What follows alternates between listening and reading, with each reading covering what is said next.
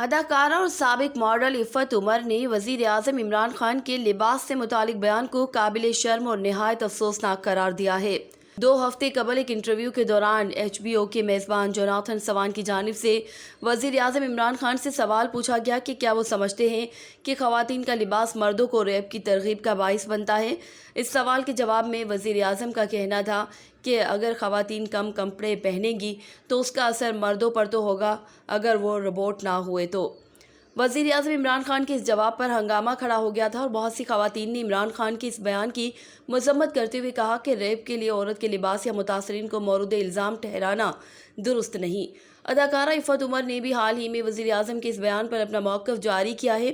انہوں نے ٹویٹر پر ایک ویڈیو میں کہا، میں یہ بات ریکارڈ پر لا رہی ہوں کہ مجھے ہمارے وزیر اعظم کے اس بیان پر بہت مایوسی ہوئی ہے، اور صرف مجھے ہی نہیں بلکہ تمام عورتوں کو جنہوں نے ریپ کا مورد الزام ٹھہرایا ہے۔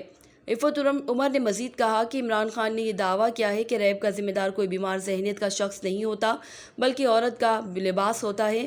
وزیر اعظم کا یہ بیان قابل شرم، قابل افسوس اور قابل گرفت ہے۔